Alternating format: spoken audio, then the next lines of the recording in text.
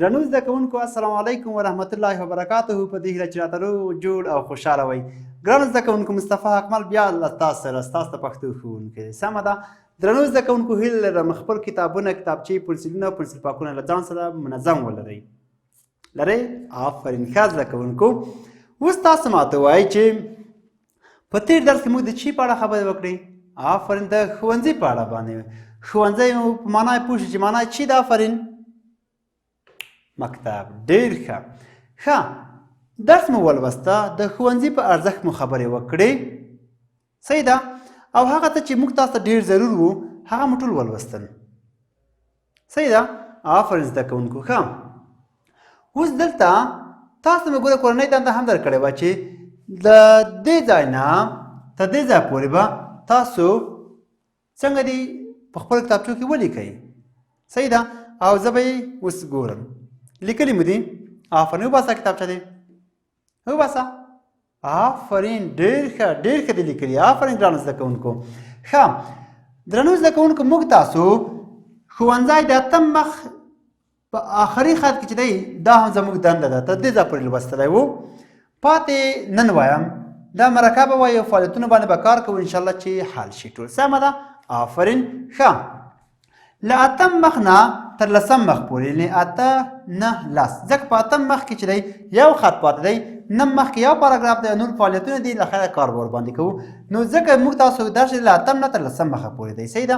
هغه خو ډېر کم په اتم مخ کې یو خط، په نهم مخ کې یو پاراګراف او نور فعالیتونه دي. سمه ده. په هغو به کار کوو.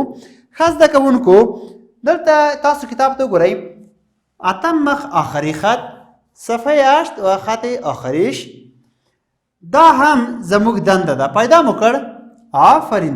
دا هم زموږ دنده ده چې خپل خپلوان زیار کوښښ او زده کړې ته وهڅوو.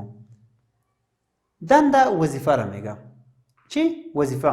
ښه دا زموږ وظیفه ده چې موږ تاسو خپل خپلوان چیش ته زیار ته کوښښ ته او زده کړې ته وهڅوو که ما شما خویشاوندای ما شما دوستای ما شما به تعلیم به کوشش به زحمات تشویق کنیم. وهڅوو تشویق و دنده وظیفه. ښه تر څو زموږ په هیواد کې په لیک لوست پوه خلک زیات شي، تر څو څنګه زموږ تاسو باسواده خلک ډېر شي، هغه خلک چې په لیک لوست باندې پوهېږي هغوی ډېر شي. صحیح ده. آفرین. او د ژوند له بدمرغیو څخه وژغورل شي و کدام مشکل کدام بدبختی که در زندگی داره از او نجات پیدا کند. کسی که تعلیم کند، کسی که زیاد درس بخونه او باسواد باشه، او اونمو بدبختی هایی که در زندگی خود داره او آهسته آهسته کم میشه، از بین میره. سیسته. آفرین. ښه دا زموږ ملي او انساني دنده ده چې د هیواد له بچیانو سره د پوهې په لار کې مرسته وکړو تر څو په ښوونځي کې زده کړه وکړي.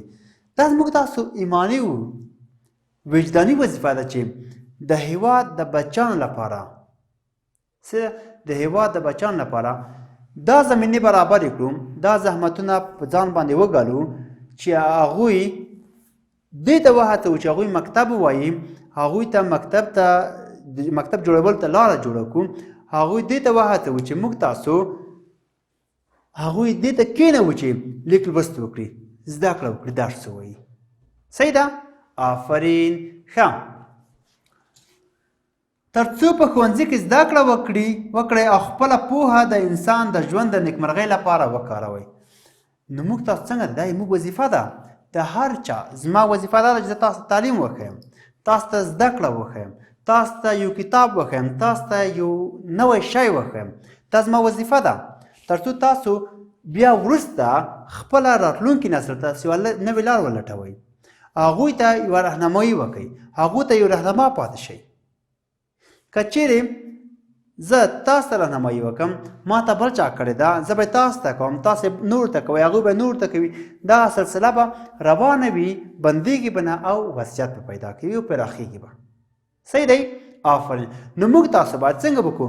موږ تاسو باید دا د خپل ځان یعنی هغه وظیفه وګڼو، یعنی خپل مسؤلیت یې وبولو او مسؤلیت مو هم دی. دا زموږ تاسو ملي او وجداني وظیفه ده. ملي او وجداني وظیفه ده چې موږ تاسو باید په دې باندې چې وکړو کار وکړو ترڅو خلک نیکې لار ته رابولو هغوی ښوونځي ته رابولو هغوی تعلیم ته راولو صحیح ده آفرین ښه درس خلاص شو ورته یه بار بیا سره وایم یک بار باز میخونیم از صفحه 8 خط آخر تا اینجا دا هم زموږ دنده ده چې خپل خپلوان زیار کوښښ او زده کړې ته وهڅوو ترڅو زموږ په هیواد کې په لیک لوست پوه خلک زیات شي او د ژوند له بدمرغیو څخه وژغورل شي دا زموږ ملي او انساني دنده ده چې د هیواد له بچیانو سره د پوهې په لار کې مرسته وکړو ترڅو په ښوونځي کې زده کړه وکړئ او خپله پوهه د انسان د ژوند د نیکمرغۍ لپاره وکاروئ صحیح دی آفرین زده کوونکو اوس دلته وګورئ مرکه ده 2 نفره دي 2 نفر امروز یکدیگر گپ میزنه صحیح ده یک نامش توریالی است دیگه اجمل است توریالی څه وایي ښوونځی د چه شي ځای دی ښوونځی د څه شي ځای دی توریالی ورته وایي اجمل وایي ښوونځی د پوهې او زده کړې ځای دی توریالی میگه مکتب جای چی است اجمل بر جواب میده چې ښوونځی د پوهې او زده کړې ځای دی او جای تعلیم و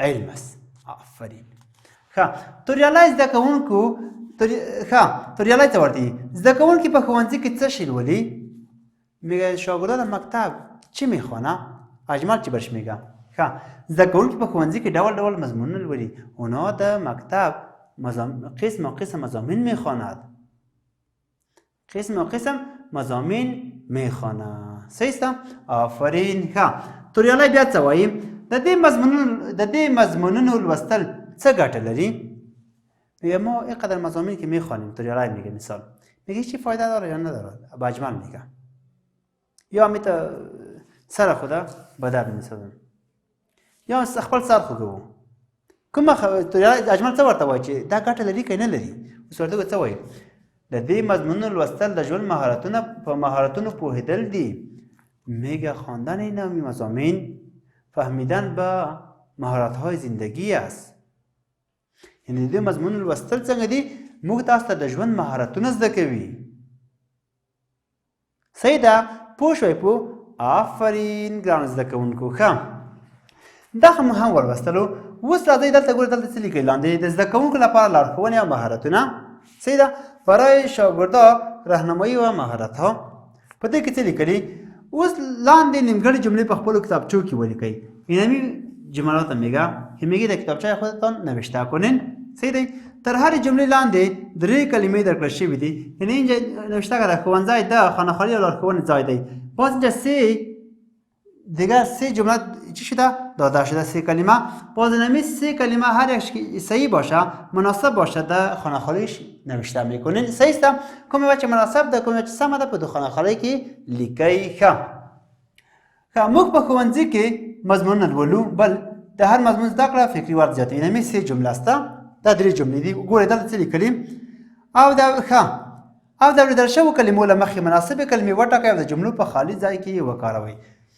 بیا دا کلمې چې درکړل شوي دي این کلمات که داده شده این از این متن که کدام یکیش صحیح میآید صحیح است کدام یکیش که صحیح میآید اونمو که مناسب میآید در متن کدام یکیش که آماده باشه اونمو اونجا نوشته میکنیم از جان خود نوشته نمیکنیم به خاطر که هر کلمه که صحیح باشه اون رو نوشته میکنیم هر کلمه که سم و هر کلمه که مناسب و همه لیکو سم ده آفرین خم ګوره لیکلي دي اول چی لیکلي ګوره ښوونځی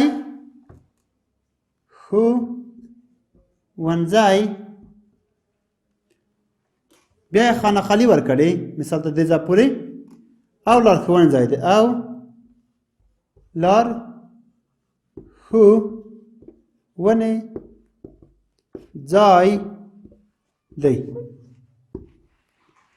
ښوونځی ده خانهخواني او لارښوونې ځای دی صحیح ده دوه مې لیکلي دی ګورئ موږ په ښوونځي کې ګورئ موږ په ښوونځي کې خانهخواني ګورئ خانهخواني د دې ځای ته د خانهخواني نیستم مضمونونه لولو مضمونونه لولو. یعنې موږ په ښوونځي کې خانه‌خالی مضمون، یعنی په دو خانه‌خالی کې کوم مضمون رسی؟ کدام مضامین چی میاد اینجا؟ سه. د هر مضمون زده کړه، د هر مضمون زده کړه خانه‌خالی فکری وده زیاتوي. زده کړه ګوره فکری وده زیاتوي. درې خانه‌خالی، درې جملې دي، درې خانه‌خالی. ګورئ اوله جمله چې ده ښوونځی، بیا خانه‌خالی او لارښوونې ځای دی. ښوونځی د ګوره دلته ښوونځی د یا خانه‌خالی، ښوونځی د خانه‌خالی او لارښوونې ځای دی. بیا درې ځوابونه ورکړي چې شي دی زده کړې، پوهې، لوستلو. دلته چې لیکلي ښوونځی د زده کړې. آفرین. بل موږ په ښوونځي کې، بیا خانه‌خالی، بیا مضمونونه لولو. دلته لیکلي یو ډول، هر ډول، هر قسم. څنګه دی؟ هر ډول څه دی؟ ګوره دلته لیکلي موږ په ښوونځي کې د هر ډول مضمونونه لولو. صحیح دی؟ آفرین. بل د هر مضمون زده کړه دلته خانه‌خالی فکري وده زیاتوي. د چا؟ دلته چې لیکلي د هر مضمون زده کړه زموږ فکري وده زیاتوي. ګوره زه اوس تاسو ته ډاګه کوم دا کورنۍ ده، دا خانه‌خالی. صحیح ده؟ ګورئ ښوونځی د زده کړې او لارښوونې ځای دی. ښوونځی د زده کړې او چی ځای دی؟ لارښوونې ځای دی. آفرین. بل موږ په ښوونځي کې هر ډول سره کم هر ډول موږ په ښوونځي کې هر ډول مضمونونه لولو. صحیح ده؟ آفرین. بل چې دی د هر مضمون زده کړه زموږ فکري وده زیاتوي. د هر مضمون زده کړه زموږ فکري وده زیاتوي. پوه شوئ؟ پوه؟ آفرین زده کوونکو. ګورئ ښوونځی د زده کړې او لارښوونې ځای دی. موږ په ښوونځي کې د هر ډول مضمونونه لولو. د هر مضمون زده کړه زموږ فکري وده زیاتوي. پوه شوئ؟ پوه؟ اوله خانه‌خالی کې زده کړه، په دویم کې هر ډول، په درېیم کې زموږ راغی. دغه دویم مهارتونه چې دي دلته جملې درکړي دي. د جملو په وسیله موږ څه کولی شو؟ دا تاسو خپل نظر اخیستلی دی. درې ځوابونه لري، هر یو ځواب چې صحیح و هغه به تاسو خپله په خپلو کتابچو کې ولیکئ. دا ستاسو کورنۍ دنده شوه. سمه ده؟ تر بیا هم په خدای سپارم. ښې چارې بریالي اوسئ.